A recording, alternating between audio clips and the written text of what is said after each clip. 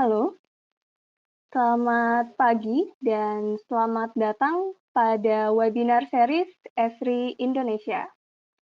Pada sesi pembahasan hari ini yang penting dan menarik mengenai bagaimana mengambil keputusan yang tepat selama masa krisis outbreak COVID-19. Terima kasih pertama-tama saya ucapkan kepada Bapak Ibu sekalian yang sudah mendaftar dan mengikuti webinar sesi hari ini. Semoga Bapak Ibu sekalian dalam keadaan sehat, terutama dalam masa pandemi COVID-19 ini. Perkenalkan, nama saya Nadira. Saya dari Educational Services Esri Indonesia. Dan saya yang akan menjadi host untuk webinar hari ini. Untuk sesi ini akan ada dua pembahasan, yaitu pertama akan membahas mengenai analisis data dan pemodelan matematika sehingga dapat melihat tren perkembangan selama pandemi coronavirus atau COVID-19.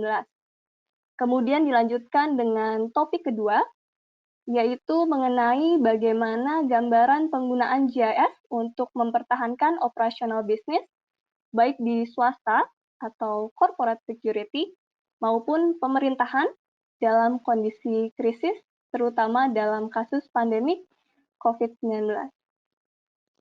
Sebelum kami memulai webinar ini, sebuah reminder bahwa kami merekam setiap sesi webinar dan akan mengirimkan link untuk melihat rekamannya setelah sesi ini berakhir, serta kami akan memasukkannya dalam YouTube channel Esri Indonesia, sehingga jika Bapak Ibu ingin menonton kembali, hal itu sangat bisa dilakukan, atau ingin melihat webinar sebelumnya.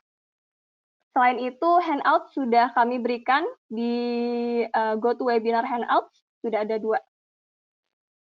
Kemudian sebelum saya mulai presentasinya, sesi presentasi, Bapak Ibu sekalian bisa mengajukan pertanyaan selama waktu presentasi melalui panel question seperti gambar tersebut, panel GoToWebinar. Setelah sesi presentasi akan ada sesi question and answer, di mana para pembicara kami hari ini akan menjawab pertanyaan-pertanyaan yang diajukan Bapak Ibu sekalian. Selanjutnya saya ingin memperkenalkan pembicara kami hari ini, yaitu yang pertama ada Pak Panji Fortuna Hadi Sumarto. Sedikit overview, Pak Panji merupakan seorang dosen di Fakultas Kedokteran Universitas Pajajaran. Pak Panji sebelumnya adalah seorang dokter penelitian medis di US Naval Medical Research Unit 2. Spesialisasi dan minat beliau terletak pada studi ekonomi politik kesehatan dan pemodelan matematika.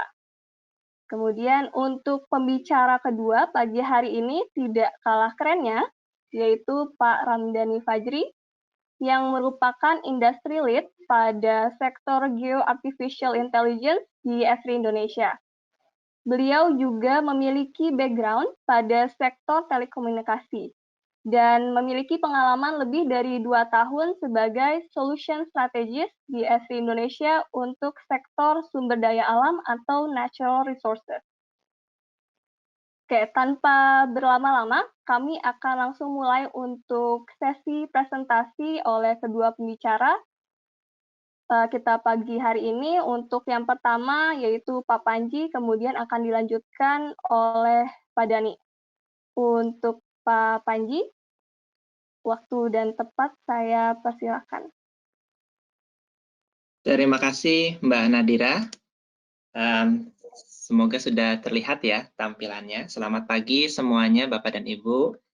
Dalam kesempatan ini saya akan mencoba menyampaikan sedikit tentang model matematika. Waktu yang ada tidak banyak, hanya 20 menit, jadi mohon tidak berharap ini sesuatu penjelasan yang sangat teknis ya.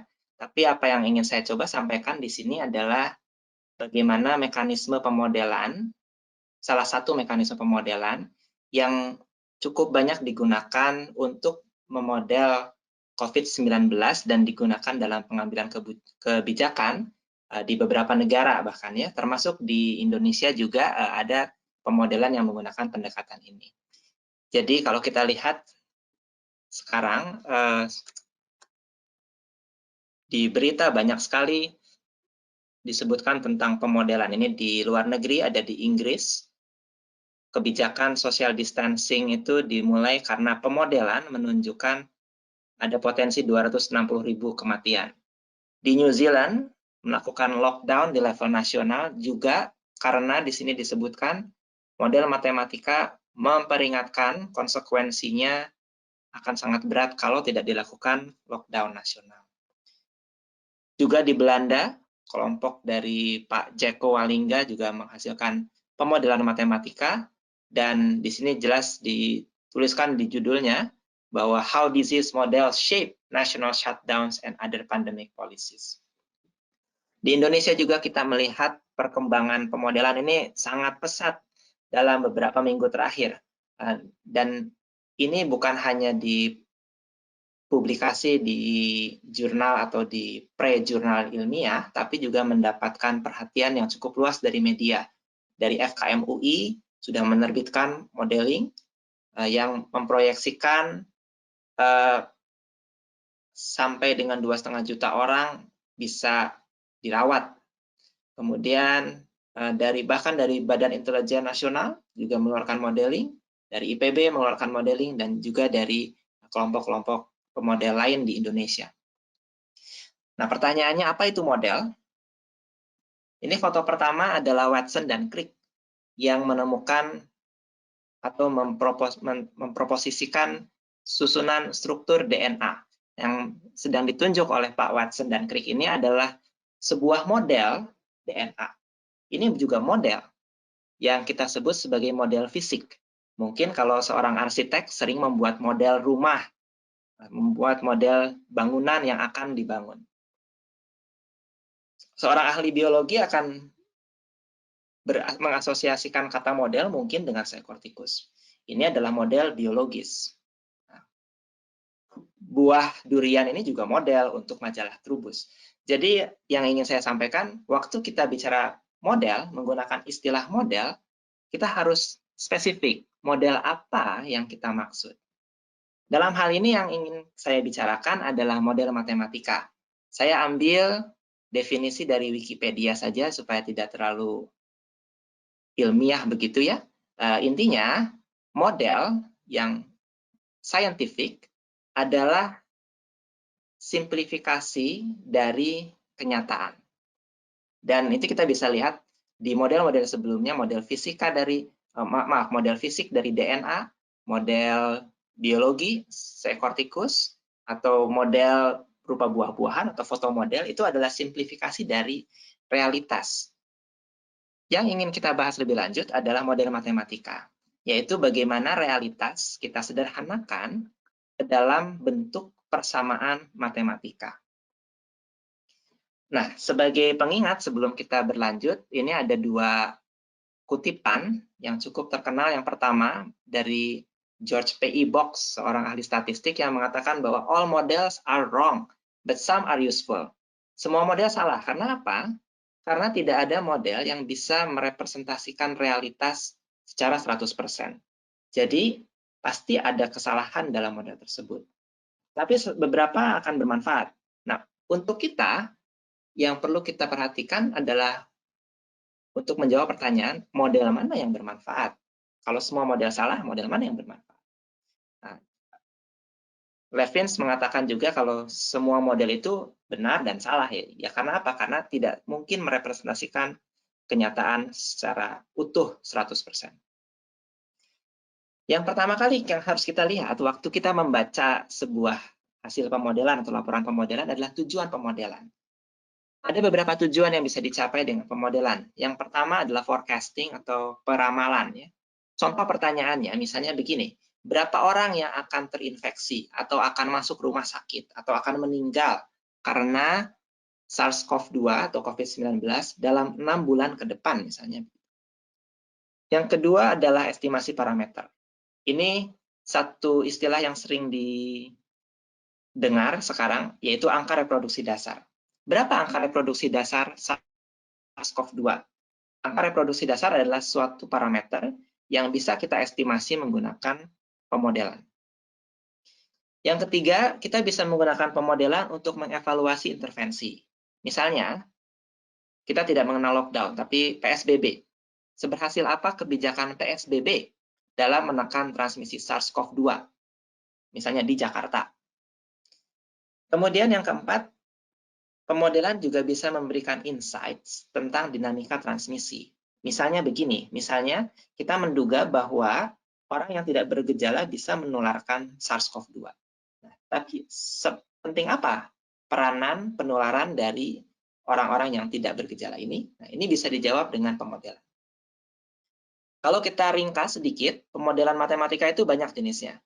Ada yang deterministik, ada yang stokastik atau memasukkan unsur probabilitas. Ada yang sifatnya statik, ada yang sifatnya dinamik. Yang sifatnya dinamik ini artinya kondisi dalam sistem dianggap berubah berdasarkan waktu atau time dependent.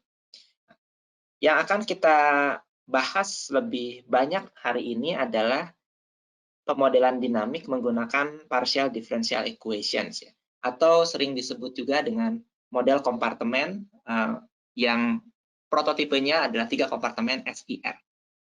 Sebelum kita ke sana, saya ingin menyinggung dulu tentang penyakit menular, karakteristik penyakit menular, dan mengapa pemodelan matematika dan mengapa dan bagaimana pemodelan matematika harus dikerjakan atau bisa dikerjakan untuk menggambarkan penularan penyakit. Yang pertama, karakteristiknya infektivitas, yaitu dapat menyebabkan infeksi. Ini sangat spesial untuk penyakit menular, karena setiap kasus itu bukan hanya kasus, tapi juga sumber penularan.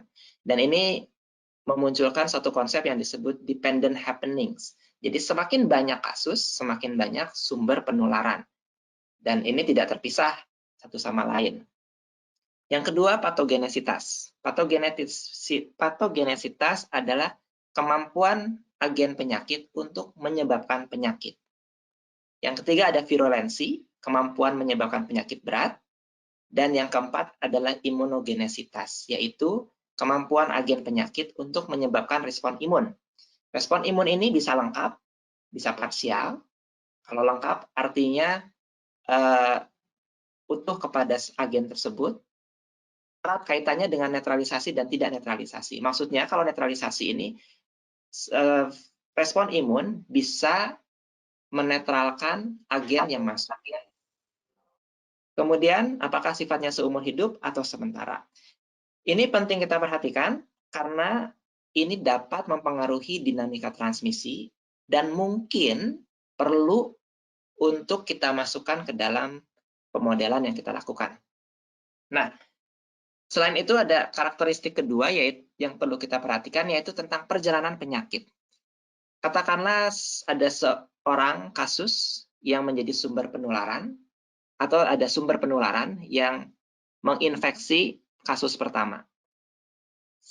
Kita lihat di sini ada 2 baris. Di sini yang biru kaitannya adalah dengan infektivitas atau kemampuan menularkan. Sedangkan yang merah ini kaitannya dengan gejala atau kesakitan. Nah, setelah infeksi, kasus ini akan mengalami masa laten, yaitu masa antara mulainya terjadi infeksi sampai dia mulai menjadi infeksius. Nah, setelah dia mengalami masa infeksius, dia akan menjadi non-infeksius. Ini ketiga masa ini tidak harus selalu bertepatan dengan munculnya gejala. Nah, yang kita kenal sering disebutkan adalah masa inkubasi, yaitu mulai dari terjadinya infeksi sampai dia muncul gejala. Kalau dia sudah tidak muncul gejala di sini, kita bisa mengatakan bahwa pasiennya atau kasusnya sudah sembuh. Yang perlu diperhatikan di sini, masa inkubasi bisa lebih panjang dari masa infeksius. Artinya, sebelum bergejala, kasus ini sudah infeksius. Tapi bisa juga sebaliknya, masa inkubasi lebih pendek dari masa infeksius. Ini sebagai ilustrasi yang lebih panjang. Nah, ternyata kasus ini, dalam masa infeksiusnya, menularkan ke satu kasus lain di sini, dan proses ini berulang pada kasus kedua. Kalau kita hitung periode atau masa dari mulainya ada gejala di kasus 1 sampai ada gejala di kasus 2, ini yang kita kenal sebagai serial interval. Ini adalah sebagai ilustrasi saja, berbagai macam range ya, masa inkubasi dari berbagai macam penyakit akibat virus. Ini berkisar dari hitungan jam, misalnya influenza ini hitungannya jam, sampai dengan hitungan tahun pada HIV misalnya. Jadi ini variasinya sangat luas tergantung kepada penyakit yang kita bicarakan. Nah, saya akan berlanjut ke model kompartemen, dan ini erat kaitannya dengan masa laten, masa infeksius, dan masa non-infeksius yang sebelumnya saya sampaikan. Kita bisa menggambarkan populasi ke dalam kelompok-kelompok sesuai dengan perjalanan penyakitnya. Yang pertama, kita bisa kelompokkan populasi ke dalam kelompok S, yaitu susceptible atau rentan tertular penyakit. Jika dia tertular, dia mungkin masuk ke dalam masa laten. Dia sudah terinfeksi tapi belum menular. Kita masukkan ke dalam kompartemen E, yaitu expose. Lalu dia menjadi menular, masuk ke dalam kompartemen I, yaitu infectious. Dan setelah dia selesai masa penularannya, dia menjadi tidak infeksius. Dan dalam banyak hal, dia menjadi kebal terhadap infeksi lanjutan. Jadi dia sudah tidak mungkin terinfeksi lagi, dan kita masukkan ke dalam kompartemen R. Nah, populasi ini berpindah dari satu kompartemen ke kompartemen lain menurut satu parameter yang kita sebut lambda dari S ke E, sigma dari E ke I, dan gamma dari I ke R. Tapi untuk selanjutnya saya akan menyederhanakan model yang kita buat dengan menghilangkan kompartemen I, sehingga model yang kita pakai sangat dikenal dengan model SIR, SIR, Susceptible Infectious Recovery. Nah, bagaimana kita menyatakan model ini dalam bentuk matematis? Ada dua cara. Yang pertama, kita bisa menyatakan dalam bentuk persamaan difference, perbedaan, atau persamaan diferensial. Kalau kita akan lihat di sini saja, kita akan bahas lebih lanjut di differential equation. ds per dt ini adalah laju perubahan populasi yang susceptible. Sesuai dengan waktu ya, perubahan S berdasarkan waktu adalah banyaknya S yang berpindah menjadi I sesuai dengan parameter lambda per satuan waktu. Demikian juga dengan I, perubahan I per satuan waktu adalah tergantung dari banyaknya S yang pindah ke kompartemen I per satuan waktu, dikurangi banyaknya I yang pindah ke kompartemen R per satuan waktu. Sehingga di akhirnya, perubahan kompartemen R ini hanya tergantung pada berapa banyak orang berpindah dari kompartemen I ke kompartemen R per satuan waktu.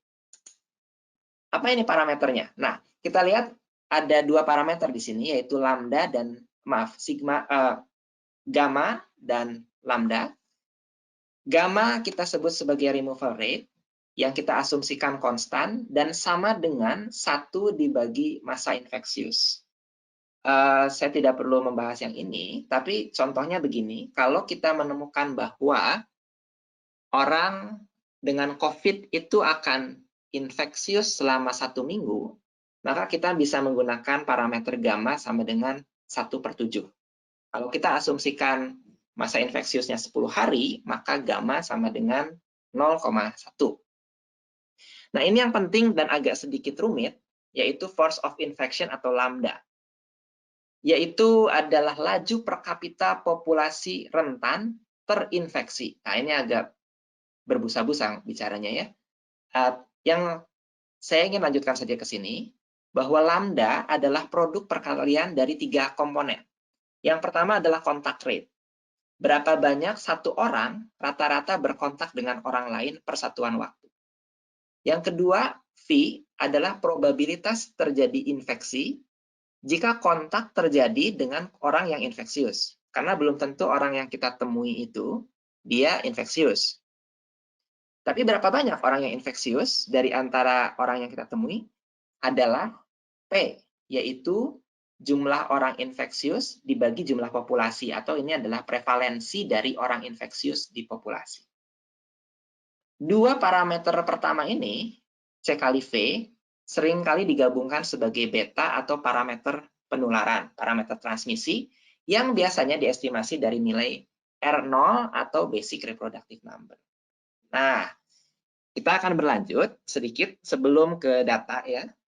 Maka pada praktiknya, lazimnya seorang modeler akan memulai dengan melakukan estimasi R0 dari data. Karena dari R0 ini, kita akan bisa mengestimasi beta. Nah, dari beta, kita akan bisa masukkan parameter tersebut ke dalam model SIR, dan selanjutnya melakukan simulasi penularan penyakit di satu populasi. Sedangkan gamma sendiri, yaitu masa infeksius, bisa kita dapatkan dari data-data klinis, sehingga relatif lebih mudah sebenarnya mencari informasi parameter untuk gamma. Salah satu pendekatan yang bisa kita gunakan adalah dengan mengasumsikan laju pertumbuhan epidemi yang konstan di awal epidemi. Perlu digarisbawahi di awal epidemi, sehingga kita bisa menggambarkan model epidemi dengan model eksponensial seperti ini, hanya untuk awal epidemi ya. Nah, singkat katanya, kalau kita kembali di sini, parameter alfa besar ini, kita bisa terjemahkan ke dalam model SIR, sehingga kita mendapatkan nilai alfa adalah selisih dari beta dan gamma. Kalau kita manipulasi sedikit secara matematis persamaan di atas, kita akan mendapatkan R0 adalah alfa besar yang kita estimasi dari data dengan asumsi pertumbuhan eksponensial dibagi gamma ditambah 1. Bagaimana praktiknya? Kalau kita lihat dari data Jakarta ya, kita gunakan data kumulatif di sini, kita bisa fit modelnya dengan model eksponensial. Ini kalau kita gunakan data sampai 6 April, fitnya tidak bagus. Karena apa? Karena memang sudah banyak intervensi dan banyak perubahan perilaku di sini, sehingga sudah tidak bagus fit eksponensialnya. Tapi kalau kita gunakan data 10 hari pertama saja dengan menghilangkan ties, nilai yang sama di sini, dan nilai yang sama di sini, kita mendapatkan nilai yang lebih bagus, fit yang lebih bagus, R-square 0,97 dengan nilai alfa besar 0,33. Nah, ini kita bisa pakai untuk mengestimasi R0 dengan rumus yang tadi. R0 sama dengan alfa dibagi gamma ditambah 1 untuk asumsi 1 per gamma tertentu. Artinya kalau kita asumsikan masa inkubasi, masa infeksiusnya 7 hari, kita akan mendapatkan R0 3,2 dan beta adalah sekitar 0,4 sekian dan seterusnya. Kita bisa lihat hubungannya di sini linear untuk R0 dan untuk beta sedikit membentuk kurva. Yang perlu diperhatikan adalah nilai estimasi tergantung durasi infectiousness ya. Dan pelaporan kasus yang tidak lengkap ini bisa menimbulkan bias dalam estimasi. Dan ini sangat penting diperhatikan. Khususnya dalam COVID ini kita sangat menderita underestimation ya dalam pelaporan jumlah COVID. Nah, saya akan lanjutkan singkat. Kalau kita asumsikan 1 per gamma 7 hari, dan dengan demikian R0-nya 3,2, kita mendapatkan nilai beta 0,468. Kita masukkan ke dalam persamaan ini, dan kita lakukan simulasi numerik, yang kita dapatkan adalah bentuk seperti ini. Ini adalah persentase orang susceptible, tadinya 100%, tidak ada yang kebal. Kemudian seiring dengan waktu, banyak yang infeksius, dan ini memuncak di sekitar hari ke-40 dari awal epidemi.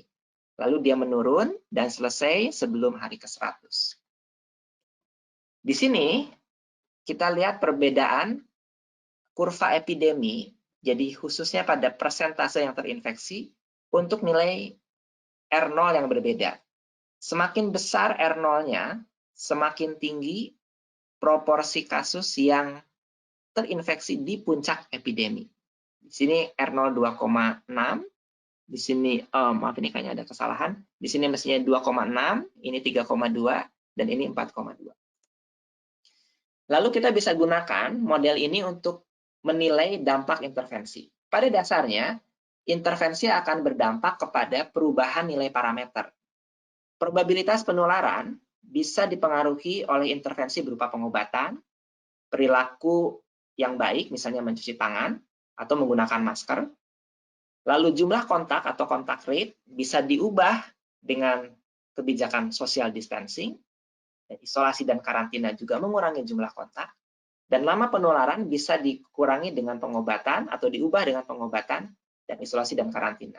Intinya, intervensi yang kita lakukan akan mengubah nilai parameter yang kita gunakan dalam model. Nah, misalnya kita 4 skenario. Kita mulai intervensi di hari ke-35, di mana pada skenario 1 beta berkurang 50%, skenario 2 beta berkurang 75%. Nah, beta ini sekali lagi perlu diingat adalah perkalian dari probabilitas penularan dan kontak rate. Jadi social distancing mengurangi beta. Nah, skenario 3 yang dikurangi adalah 1 per gamma atau durasi dari sakit, durasi dari infectiousness. Untuk jumlah yang sama 50 dan 75%. Nah, kita lihat ini hari ke-35, ini adalah baseline sebelum ada intervensi. Nah, kalau kita kurangi beta menjadi setengahnya, kita melihat puncak kurvanya jauh menurun, tetapi ekornya masih panjang. Jauh lebih panjang daripada beta 25%. Kalau kita kurangi gamma sampai setengahnya, ini kurvanya jauh lebih pendek lagi. Sehingga ini kita bisa menyimpulkan ya, kalau kita punya obat yang efektif untuk COVID, ini dampaknya jauh lebih sangat besar untuk penularan COVID. Dan 25% dalam waktu 20 hari mungkin ini, atau 2 minggu, kita bisa menyelesaikan epideminya. Nah, bukan hanya efek, tapi juga kita bisa melihat efek dari waktu dimulainya intervensi. Kita lihat di sini, kalau di hari ke-10, yang kita lihat adalah kurvanya akan terdorong ke belakang dan juga ditekan ke bawah. Di hari ke-20, kurvanya terdorong ke belakang, tapi tidak semundur kalau di hari ke-10, dan puncaknya juga jauh lebih rendah.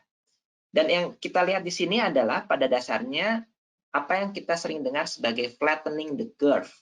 Jadi flattening the curve itu bisa kita capai kalau intervensi dilakukan lebih awal dan tidak terlambat. Karena kalau terlambat, di hari ke-40 kita tidak flatten the curve. Kurvanya tetap meninggi ke sini, walaupun lebih cepat turun. Tidak sampai setinggi kalau tidak ada intervensi. Yang ketiga, kita bisa mensimulasikan durasi intervensi.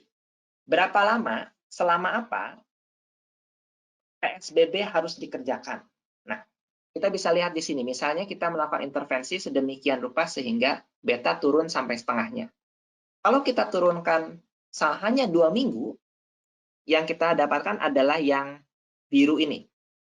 Yang biru, jadi dia tadinya ke sini, tapi baru 2 minggu kita cabut, dia naik lagi. Kalau 1 bulan, yang kita dapatkan ini di sini. 1 bulan, di sini, kita hentikan, dia naik sedikit, lalu turun. Tapi, asumsi yang 3 ini adalah kita punya populasi, katakanlah 1 juta orang. Apa yang terjadi kalau kita lakukan 1 bulan, tapi populasinya lebih banyak? 10 juta orang.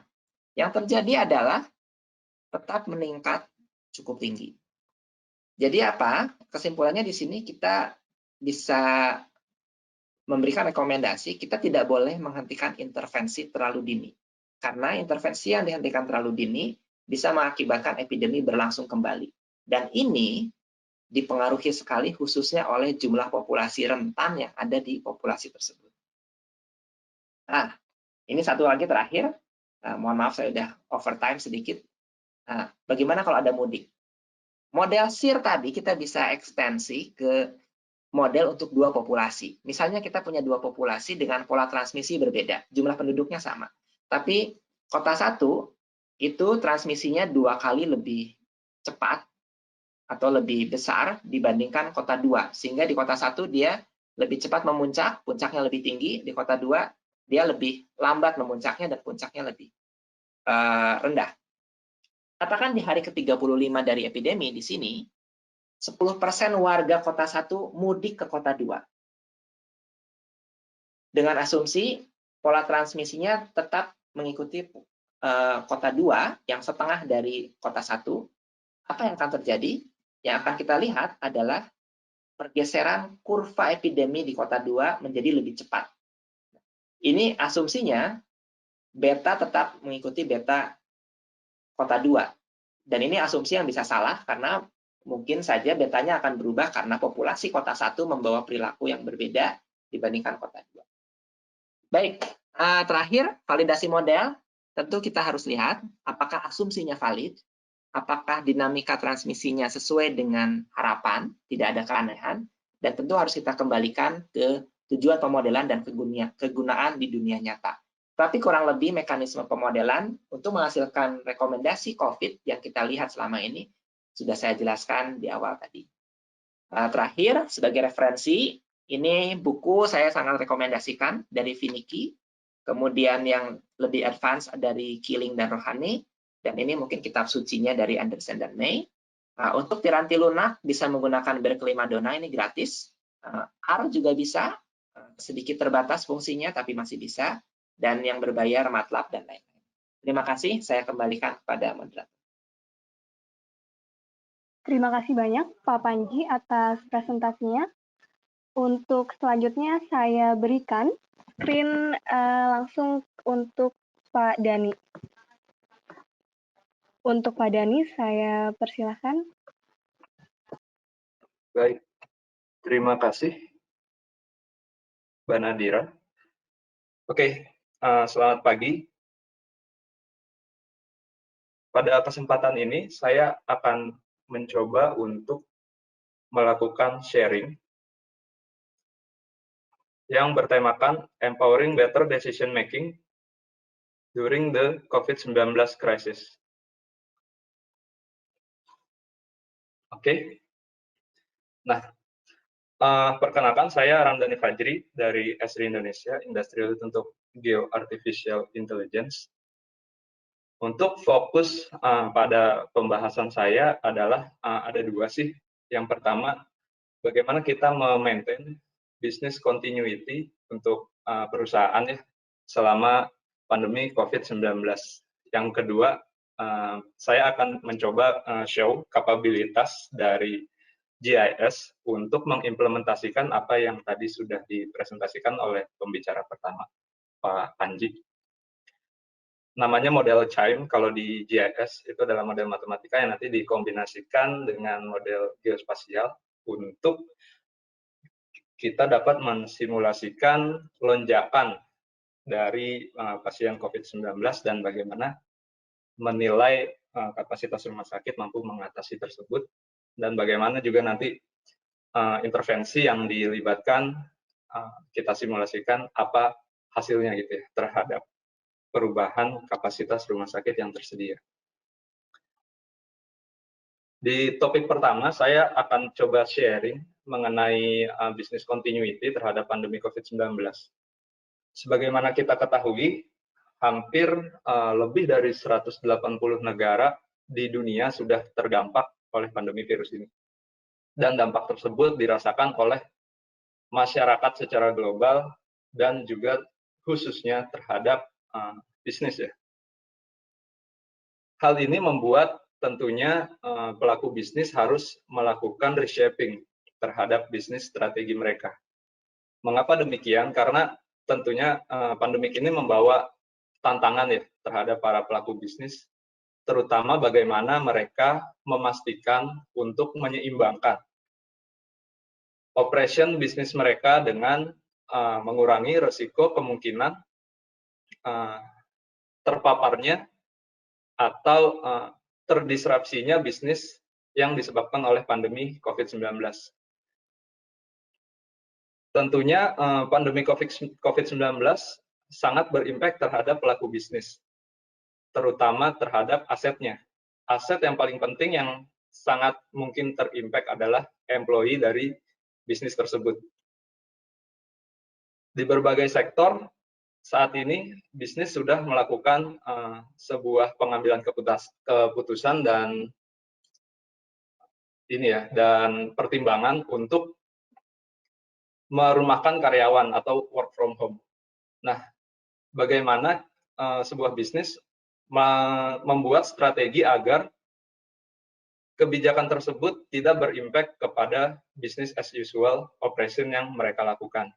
Misalnya, ketika ada kebijakan dari pemerintah harus menutup layanan di kota A, nah bagaimana sebuah organisasi harus melakukan reorganize tim mereka dan melakukan realokasi agar layanan-layanan yang tidak terimpact dapat secara optimal tetap melakukan pelayanan terhadap pelanggan, seperti itu. Kemudian tantangan yang lain adalah bagaimana kita memproduksi sebuah informasi, membuat produk sebuah informasi yang mengintegrasikan terhadap informasi-informasi yang datang terkait dengan perkembangan terkini COVID yang datang dari sifatnya misalnya dari government atau dari pemerintah daerah, itu dikomunikasikan dan di-align-kan dengan strategi perusahaan. Misalnya, saat ini kan terjadi apa yang disebut dengan PSBB ya, pembatasan sosial berskala besar. Itu sangat memungkinkan mengimpact sebuah supply chain dari sebuah organisasi. Jadi mungkin dulu pabriknya di Jakarta, terus ada kebijakan PSBB, mungkin akan menggeser nih produksinya lebih besar di kota lain yang belum termasuk high risk area of COVID-19. Seperti itu. Nah, setelah strategi dari perusahaan itu dibuat, bagaimana cara perusahaan tersebut mengkomunikasikan dengan stakeholder yang relevan, baik itu terhadap pemerintah dan terutama terhadap customer mereka.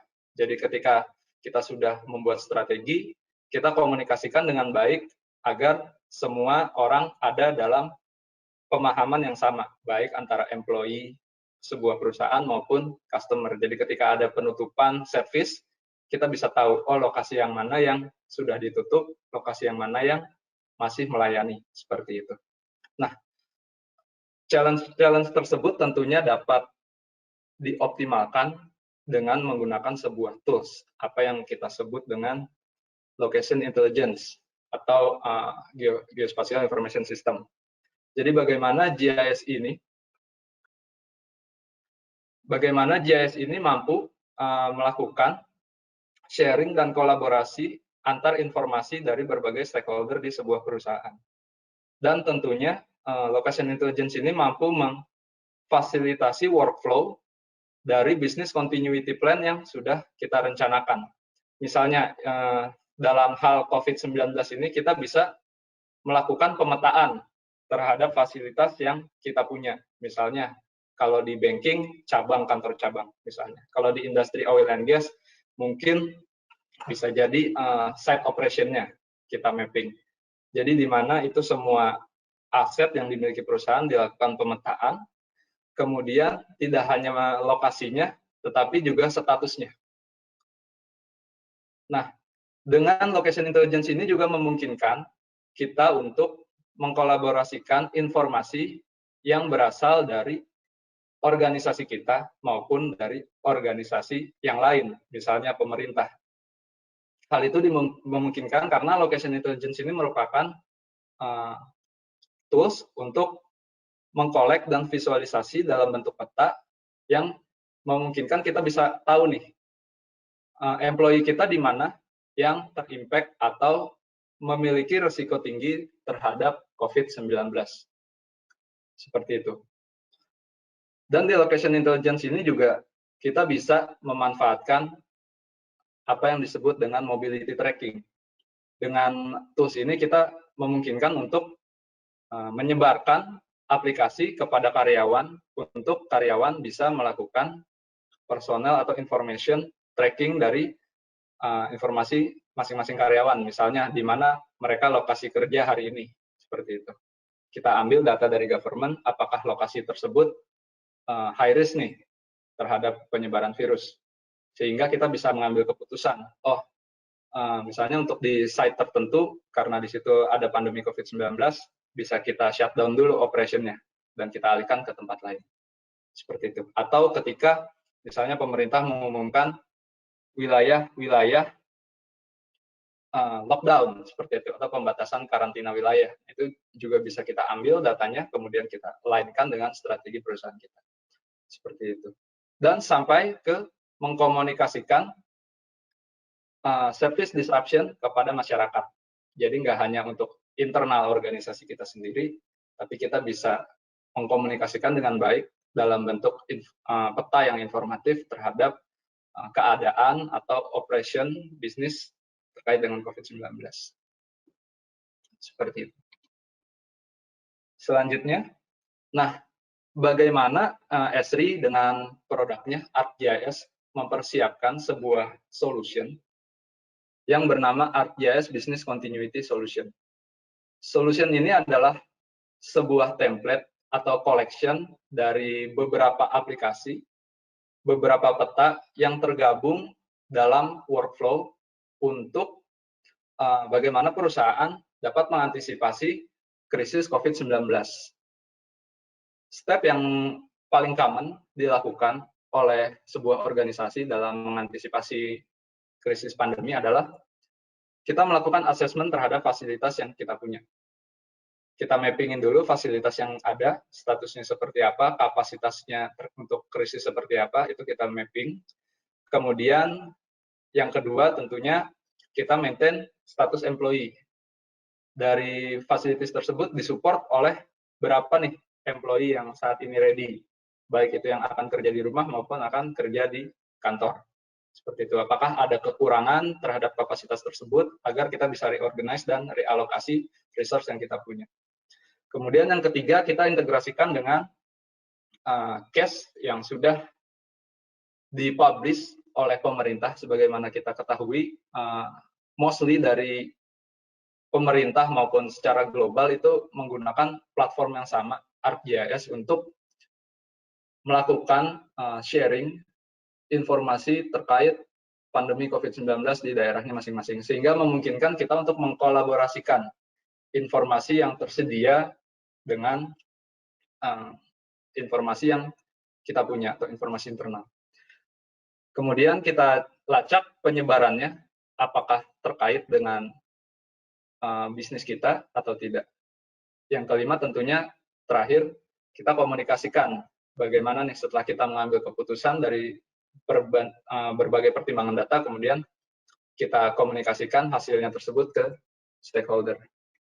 Nah, solution ini merupakan template yang Bapak Ibu mungkin bisa langsung deploy di organisasinya masing-masing. Tapi tentunya template ini tidak strict, artinya bisa kita configure sesuai dengan kebutuhan di organisasi masing-masing. Di solusi ini ada beberapa aplikasi tentunya untuk kita melakukan tracking yang nanti akan saya demokan, tracking terhadap employee, kemudian hasilnya dapat kita monitor ke employee dashboard. Selain employee, kita juga bisa melakukan tracking terhadap atau reporting terhadap facilities.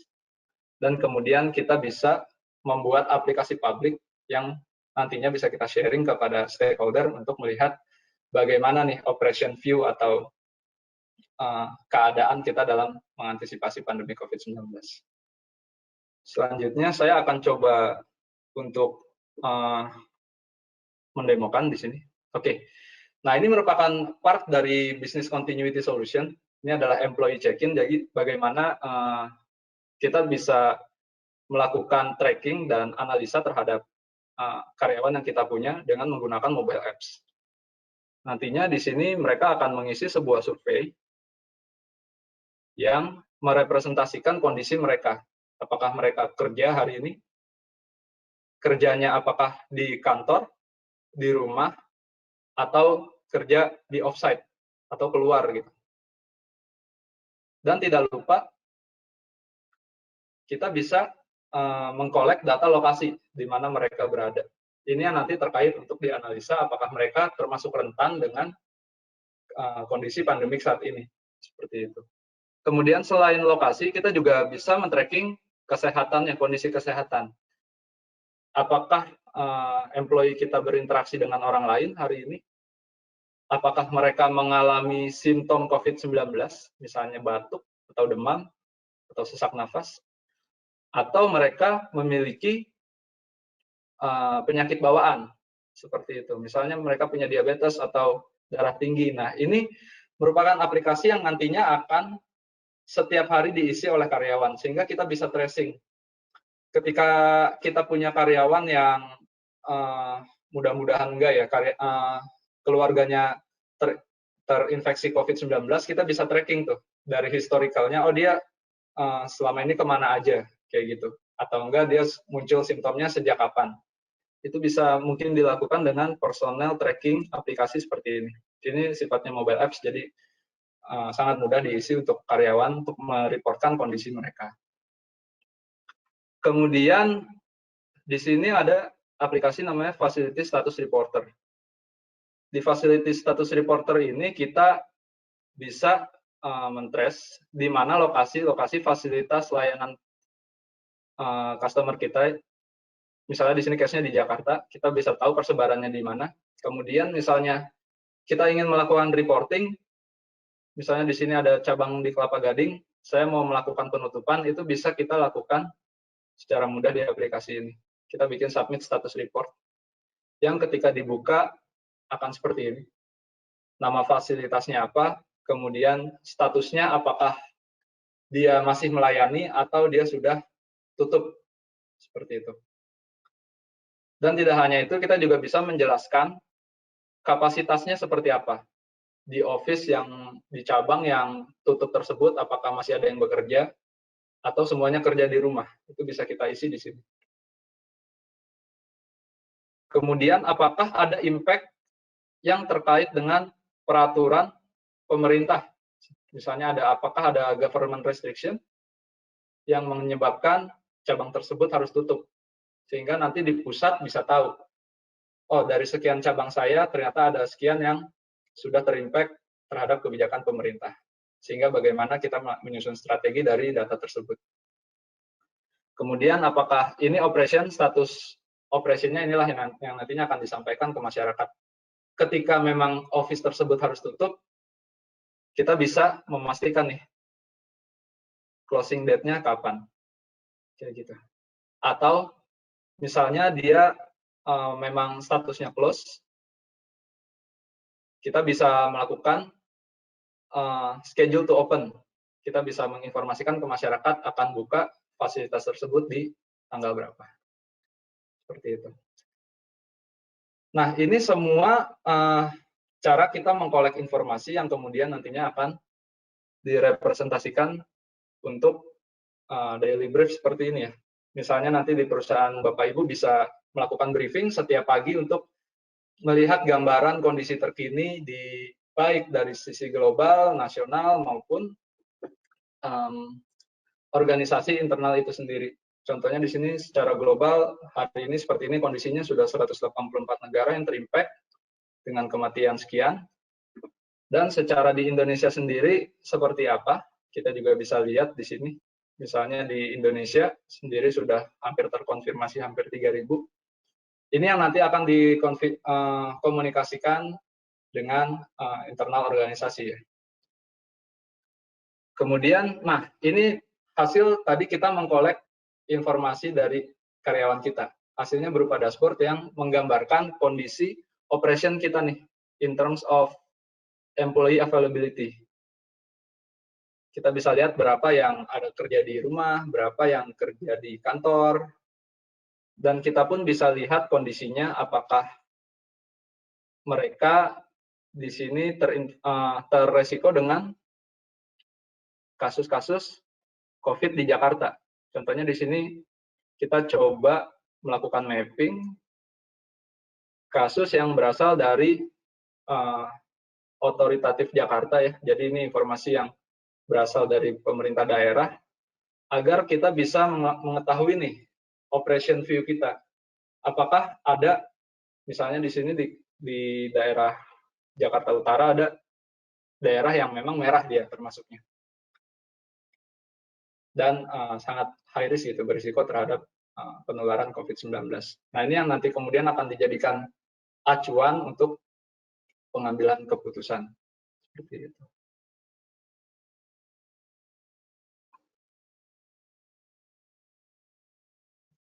Atau, nah ini kalau tadi employee ini yang berupa fasilitas.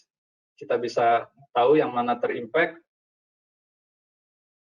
Ini nanti mungkin bisa dikomunikasikan kepada masyarakat. Misalnya kita sudah melakukan penutupan di 2 cabang, seperti itu. Jadi masyarakat nantinya diharapkan bisa ke cabang yang lain yang masih available untuk melayani. Atau lebih lanjut, ketika kita sudah matang dengan data-data yang kita ambil, kita bisa melakukan analisis atau data exploration. Intinya dari data eksplorasi ini kita mau melihat klaster-klaster employee kita, apakah mereka termasuk ke golongan misalnya yang high risk berdasarkan kelompok usia, seperti itu. Ketika di kelompok usia tinggi, apakah ada nih karyawan-karyawan yang dia termasuk ke kelompok usia yang rentan terhadap COVID-19. Atau kita bisa lihat secara case, di office yang mana sih yang banyak memiliki case terbanyak di Jakarta, seperti itu. Dan karyawan-karyawan mana mungkin yang melakukan perjalanan menggunakan public transport. Dan variabel-variabel itu bisa kita analisis yang nantinya akan menjadi klaster karyawan mana nih yang rentan, karyawan mana yang tidak rentan. Nantinya misalnya yang rentan kita perpanjang gitu work from home-nya, seperti itu. Kembali ke slide. Itu tadi untuk business continuity solution. Selanjutnya saya akan sharing mengenai CHIME model. CHIME model ini merupakan COVID-19 Hospital Impact Model for Epidemic. Menyambung apa yang sudah dipresentasikan tadi oleh Pak Panji, di sini juga CHIME model ini dikembangkan oleh University of Pennsylvania. Dia juga menggunakan model epidemi SIR, yang memang banyak digunakan untuk melakukan model matematis untuk epidemi. Kemudian nantinya model ini akan digunakan baik itu untuk rumah sakit atau untuk pemerintah untuk melakukan planning terhadap kapasitas mereka. Nah, jadi kita akan mencoba mensimulasikan di sini bagaimana penyebaran atau lonjakan dari populasi yang terinfeksi, kemudian bagaimana kurvanya dan bagaimana rumah sakit dapat mengantisipasi kejadian tersebut. Atau pemerintah daerah mungkin ingin melakukan penilaian nih, atau melakukan assessment terhadap intervensi yang akan mereka lakukan. Seperti pembicara pertama tadi singgung, misalnya apakah dengan obat, atau dengan social distancing, atau dengan misalnya penambahan fasilitas, sehingga nanti bisa mengimprove pengambilan keputusan yang berdasarkan data dan pemodelan. Nah, tools ini sudah terintegrasi dengan GIS. Jadi, kawan-kawan bisa menggunakan yang namanya Geoprocessing Toolbox di ArcGIS Pro 2.5. CHIME model ini merupakan model SIR tadi yang sudah terintegrasi dengan GIS. Unit analisisnya bisa berupa poin rumah sakit, atau bisa berupa area layanan rumah sakit, atau bisa berupa area administrasi politik ya, seperti misalnya kelurahan atau kecamatan. Itu bisa dilakukan di analisis unit seperti itu. Yang nantinya akan menghasilkan seperti ini di chart ya. Menghasilkan proyeksi bagaimana dari hari ke hari lonjakan pasien dan penurunannya seperti apa. Dan juga tadi seperti kurva yang sudah dijelaskan adalah bagaimana nih peak dari atau puncak dari penyebaran epidemi yang terkait dengan orang-orang yang susceptible, orang-orang yang infected, dan orang-orang yang recover. Akan saya coba tunjukkan. Oke. Nah, misalnya di sini ini adalah peta Jakarta, akan kita coba simulasikan, di mana yang warna poin biru mengilustrasikan rumah sakit rujukan yang ada di Jakarta. Kemudian warna peta background-nya yang berwarna merah adalah case yang saat ini terjadi di Jakarta, di mana yang semakin warna merah dia akan semakin tinggi infeksius COVID-19-nya di daerah tersebut. Dengan JS ini kita bisa melihat pattern-nya nih. Daerah mana yang banyak terinfeksi, apakah di sebelah selatan atau di sebelah utara, atau di daerah elit kah, atau di daerah padat penduduk kah, seperti itu. Nah, kemudian terkait dengan rumah sakit rujukan, kita bisa melihat coverage-nya. Misal, kita mengasumsikan rumah sakit akan melakukan pelayanan ke daerah di sekitarnya. Nah, seperti apa sih pelayanannya? Tentunya setiap kelurahan akan dilayani oleh rumah sakit yang terdekat, sehingga kita bisa melakukan pemodelan coverage seperti ini. Misalnya di sini rumah sakit di sebelah timur, di Jakarta Timur, berdasarkan jarak terdekat atau waktu tempuh tercepat, kita bisa modelkan, itu bisa terlihat coverage-nya akan seperti ini. Nah, di masing-masing coverage rumah sakit, nantinya akan ada informasi berapa populasi di situ, berapa orang yang sudah terkena COVID-19, berapa orang yang dirawat, kemudian berapa orang yang self-isolation, dan kapasitas rumah sakit untuk melayani terhadap daerah ini. Misalnya di rumah sakit di timur ini, dia memiliki tempat tidur berapa, ruang ICU berapa, ventilator berapa, sehingga apakah memungkinkan ketika terjadi lonjakan, apakah nantinya akan ada over capacity, dan lain-lain. Nah, itu informasi yang mungkin bermanfaat bagi pemerintah daerah untuk melakukan intervensi terhadap penyebaran COVID-19.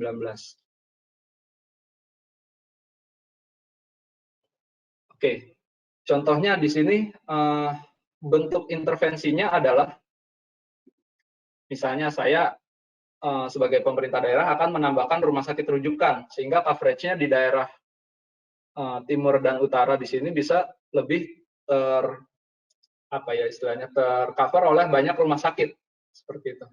Kalau tadi 3, saya tambahkan 4, hasilnya seperti apa? Nah, bagaimana CHAIM model itu bekerja? Dia merupakan sebuah geoprocessing, seperti ini, toolbox yang sudah jadi, terdiri dari beberapa parameter. Bapak Ibu tinggal dimasukin aja parameternya. Tentunya di kasus ini saya menggunakan coverage rumah sakit sebagai unit analisis. Kemudian sebagai input coverage rumah sakitnya, kemudian di sini outputnya untuk forecast. Ada 2 output dari CHAIM model ini. Ada forecast dari hari ke hari, dan ada summary-nya. Nanti kita akan lihat. Nah, parameter di sini bisa berupa parameter kewilayahan, artinya setiap wilayah bervariasi, bisa merupakan parameter global. Nanti kita tinggal pilih aja. Contohnya di sini field based model parameter, artinya parameternya akan bervariasi tergantung aspek geografisnya. Seperti itu. Di sini parameter yang dibutuhkan adalah jumlah penduduk sebagai komponen susceptible-nya, kemudian orang yang dirawat saat ini, kemudian jumlah hari yang akan kita proyeksikan, misalnya 2 bulan, 60 hari, atau kita akan proyeksikan 90 hari. Nanti akan bergantung ke kurvanya. Kemudian kita memulai simulasi ini di tanggal berapa. Selain itu ada parameter-parameter yang menentukan intervensi. Misalnya, berapa persen sih social distancing akan mempengaruhi penyebaran COVID-19 atau mempengaruhi kontak gitu ya. Di sini bisa kita definisikan, misalnya berdasarkan data mobilitas, social distancing bisa mengurangi 30% dari penyebaran, kayak gitu. Di sini ada di atasnya doubling adalah berapa sih waktu yang dibutuhkan untuk suatu daerah tersebut, suatu coverage, mengalami pelonjakan dari misalnya dari 2 menjadi 4, itu berapa hari estimasinya. Itu bisa kita setting di sini. Kemudian persentase hospitalisasi, berapa orang sih yang positif yang harus dirawat, rate-nya itu berapa. Kayak gitu, berapa sih yang harus membutuhkan ICU. Kemudian ada juga berapa sih biasanya average hari dari seorang itu harus dirawat di rumah sakit. Kemudian di sini infectious day adalah biasanya orang yang terkena COVID-19, dia terinfeksinya berapa hari sampai dia bisa sembuh, kayak gitu. Dan parameter yang terakhir adalah kapasitas dari rumah sakit itu sendiri. Misalnya dari coverage ini kita bisa, atau kita punya data total tempat tidurnya berapa di rumah sakit itu. Kemudian total kamar ICU-nya dan tempat tidurnya ada berapa. Ini kalau kita running nanti akan menghasilkan seperti ini.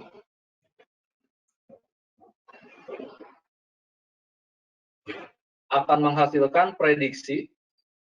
Kalau saya keluarkan, dia juga menghasilkan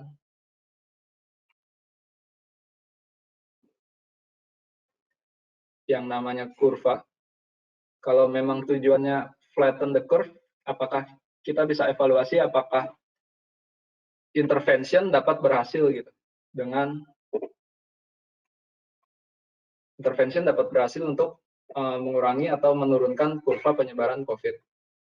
Di sini tadi yang intervention yang saya coba simulasikan adalah intervention terhadap penambahan rumah sakit. Oke. Kalau tadi rumah sakit rujukannya ada di ada 3 atau ada 4, terus saya simulasikan, saya tambahkan dia ada 5, apakah mengimpact terhadap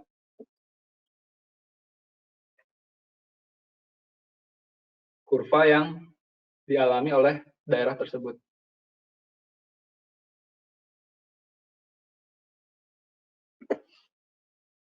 Nah, ini merupakan hasil CHIME model.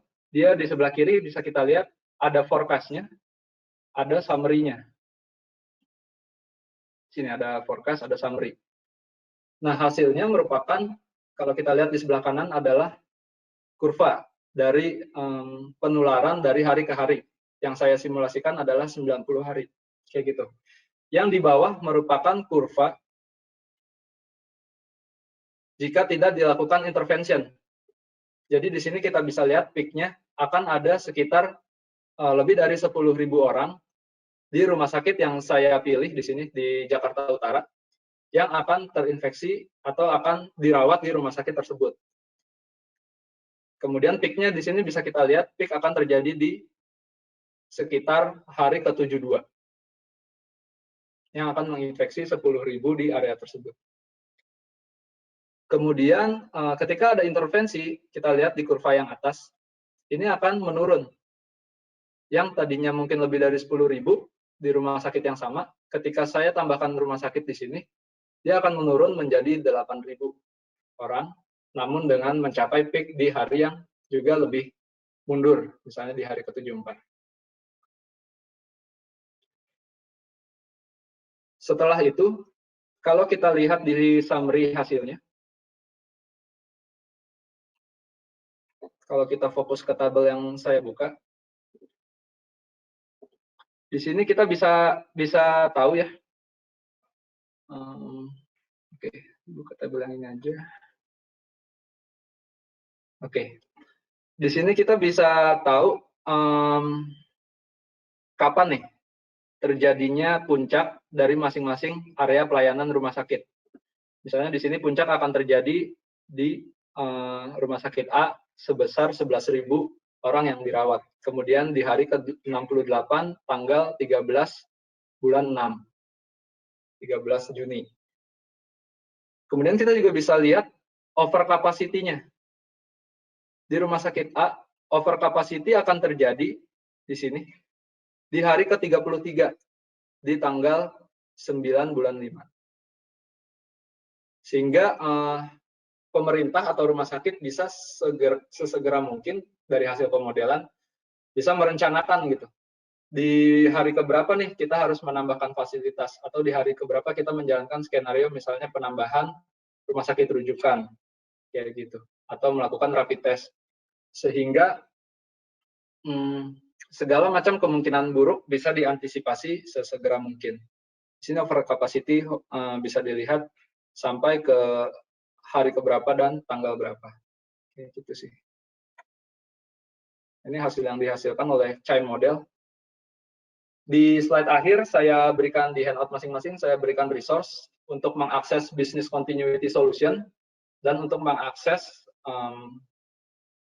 model dalam bentuk toolbox. Mungkin dari sini peserta webinar ada yang sudah menggunakan ArcGIS Pro, bisa langsung mengaplikasikan model tersebut dengan data yang tersedia.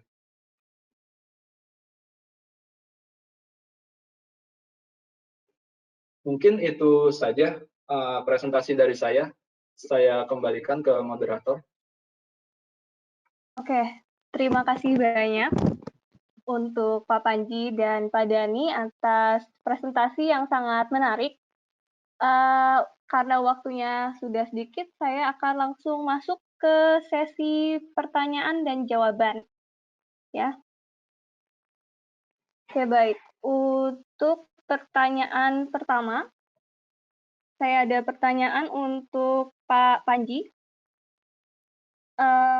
Di kejadian atau pengalaman Pak Panji atau di dunia medis terkait pandemik seperti ini, di mana positioning model matematik dan di mana positioning model spasial? Langsung Pak saja, Panji Mbak. mungkin? Iya, boleh. Ya. Singkat saja, Pak, mungkin. Baik, ya ini harus dikembalikan ke pertanyaan yang ingin dijawab ya. Jadi, apakah kalau pertanyaannya adalah terkait dengan sesuatu spasial, maka kita perlu modeling yang eksplisit memodelkan spasial komponen. Tapi kalau tidak memerlukan jawaban secara spasial, maka ya tidak perlu, karena kan itu menambah kompleksitas, menambah parameterisasi, dan menambah kerumitan model. Jadi tergantung pertanyaannya. Itu aja kali, Mbak ya. Oke, siap Pak. Terima kasih. Padat dan jelas ya.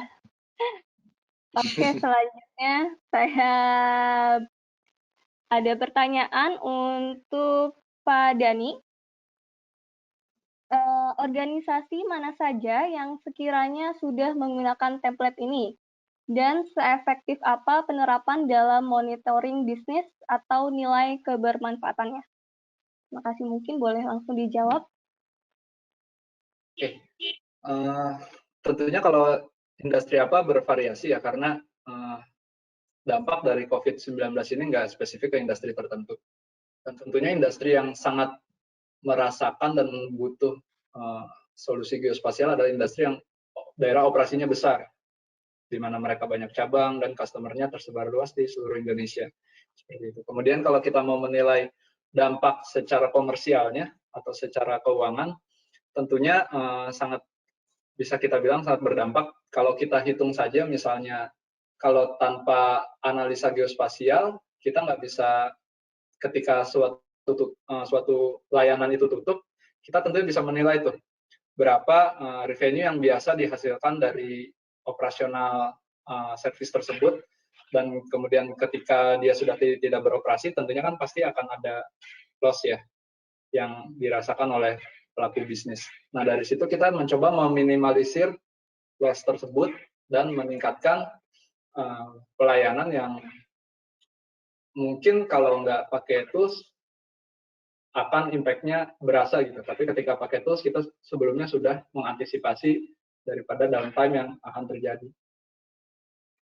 Seperti itu sih. Oke, terima kasih Pak Dani. Saya lanjutkan lagi. Mungkin back to back aja ya. Sekarang untuk Pak Panji ada lagi pertanyaan. Kenapa di US secara geospasial terjadi konsentrasi pandemi corona secara signifikan di daerah New York dan New Jersey? Oke, baik. Kalau kita lihat kembali ke model yang tadi saya jelaskan ya, parameter transmisi itu tergantung dari dua hal. Yang pertama kontak rate, dan yang kedua probabilitas kontak. Jadi satu hal yang sangat penting dan mungkin akan menjelaskan sebagian besar pertanyaan tadi ya, kenapa banyak di New York adalah kontak rate. Jadi kepadatan penduduk tinggi, orang ketemu orang lain dalam frekuensi dan jumlah yang banyak, ini akan menyebabkan penularan akan terjadi lebih cepat.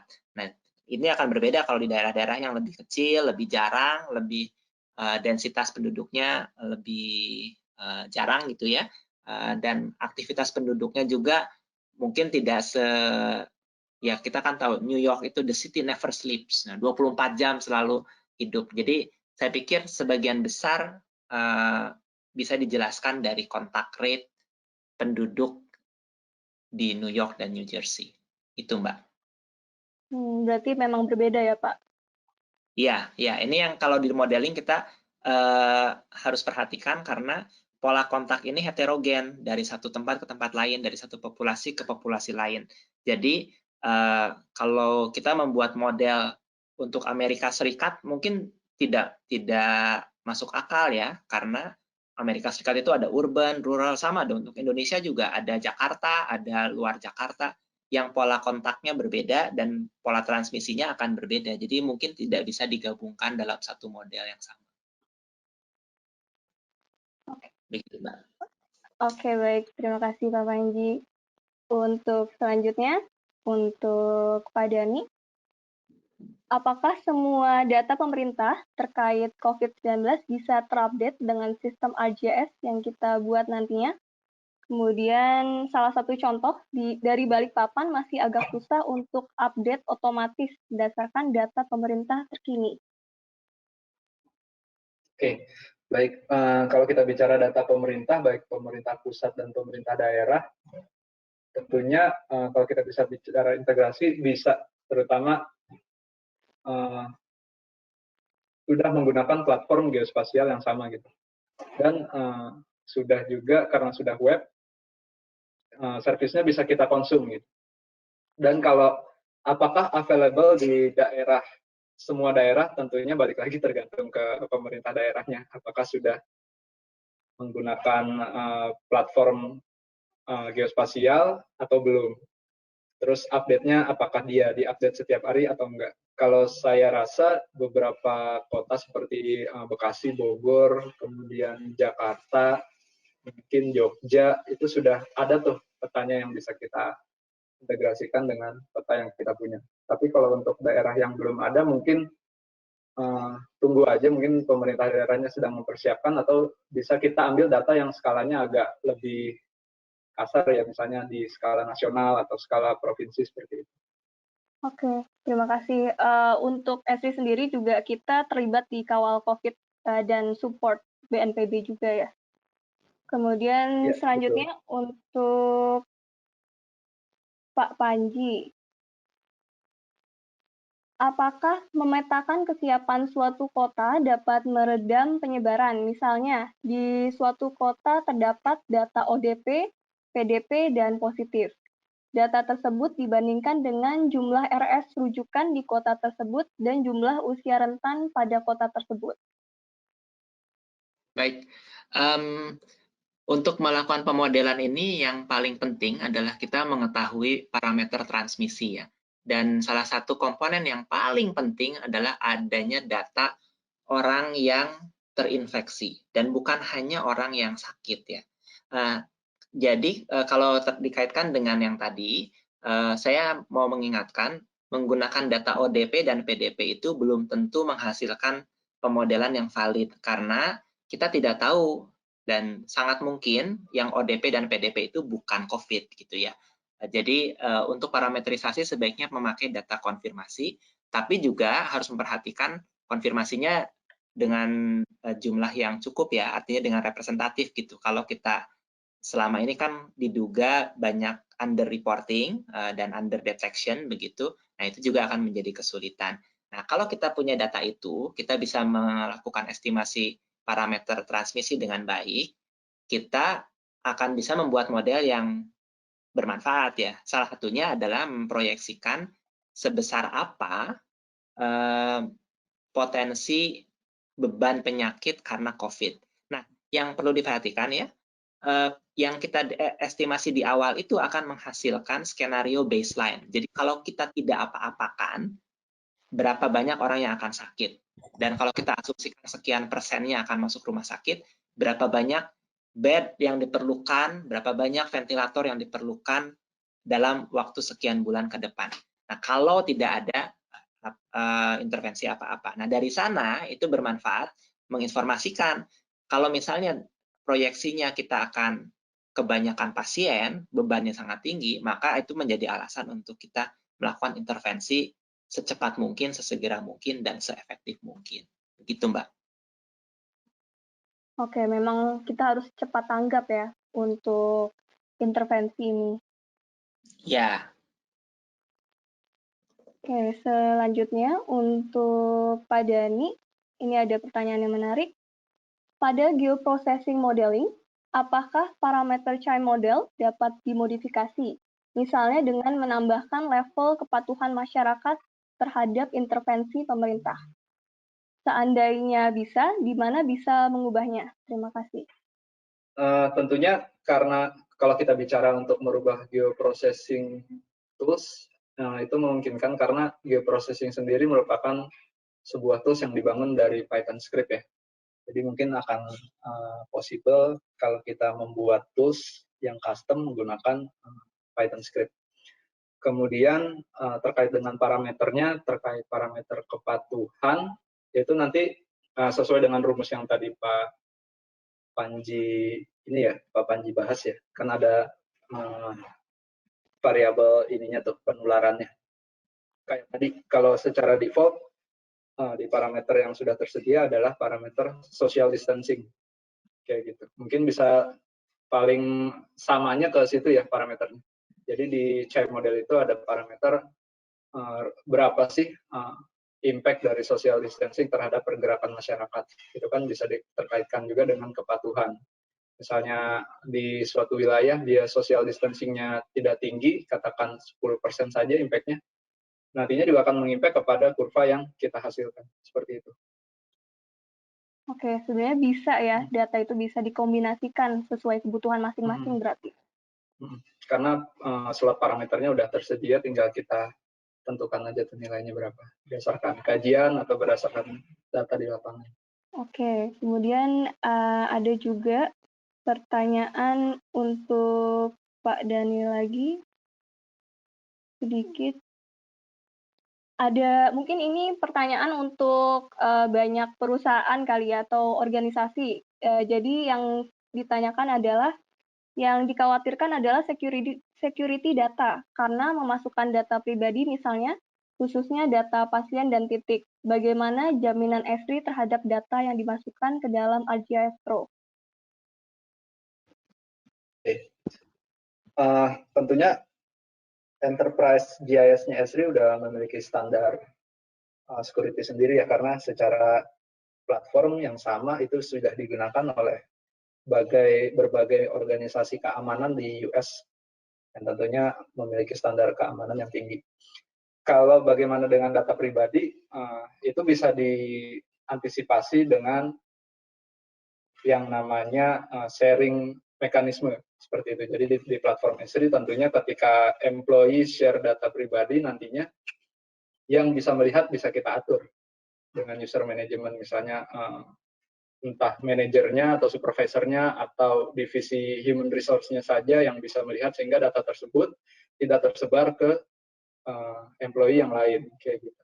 Kan nantinya dashboard-nya itu nggak akan disebar ke semua orang gitu. Akan kita batasi siapa saja yang user yang berhak terhadap informasi yang ada di dalamnya. Iya, terima kasih banyak Pak Dani.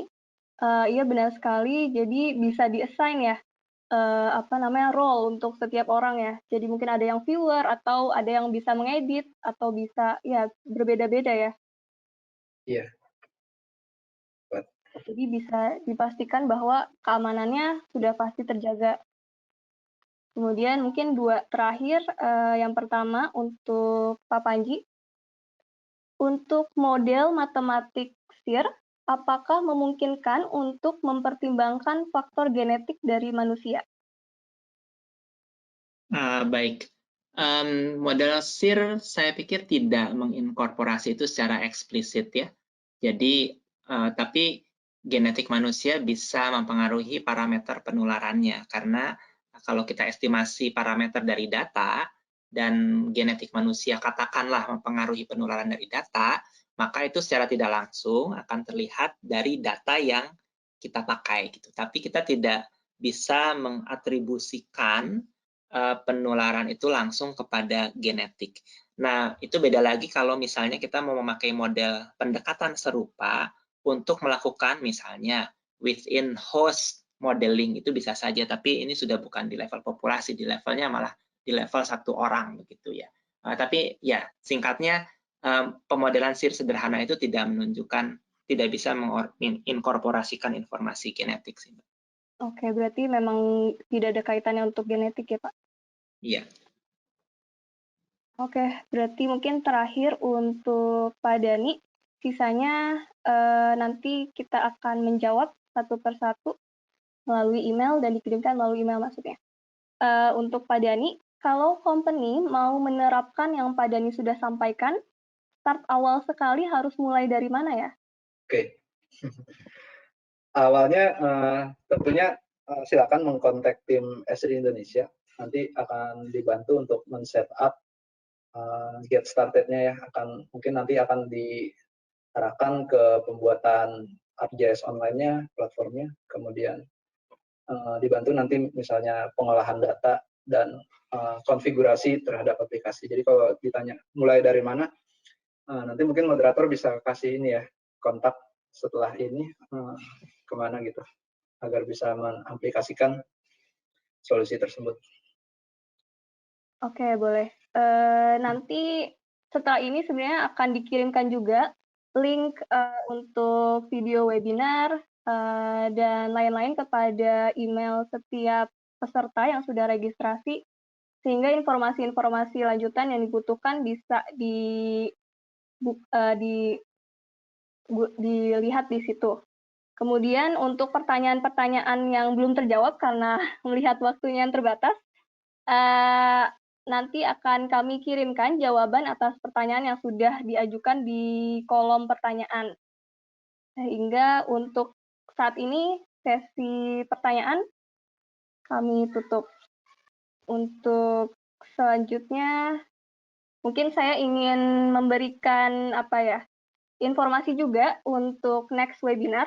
Jadi untuk next webinar akan ada pada tanggal 16 April mengenai bagaimana mengkombinasikan data BIM dan JIS di dalam satu platform. Jadi kita akan melakukan webinar setiap Kamis, dan untuk bulan ini akan setiap minggu akan ada webinar, sehingga silakan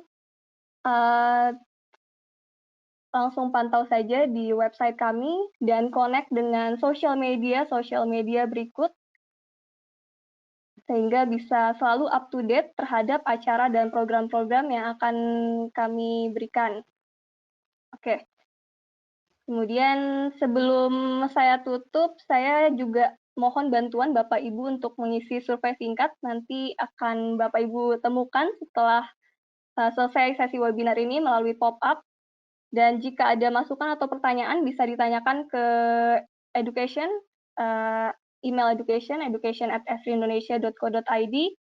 Dan jika ingin menonton lagi webinar yang ada, itu bisa diakses di website yang sebelumnya, serta di channel YouTube kami, yaitu Esri Indonesia. Kemudian, terima kasih banyak. Saya ucapkan sebesar-besarnya terhadap Pak Panji dan Pak Dani sudah membawa topik yang sangat menarik dan pastinya berwawasan, serta semoga bisa membantu dan berkontribusi dalam kondisi pandemi COVID-19 yang merupakan tantangan dan ancaman bagi kita semua. Terima kasih banyak, saya ucapkan. Sama-sama, Mbak. Ya. Sama-sama, terima kasih semua. Ya, semoga bisa join lagi mungkin untuk next dengan materi yang berbeda mungkin. Dan saya sampaikan juga terima kasih untuk Bapak Ibu sekalian yang sudah berpartisipasi dalam webinar sesi ini. Dan saya ucapkan sampai jumpa di webinar selanjutnya. Terima kasih. Terima kasih Mbak Dira semuanya. Terima kasih banyak.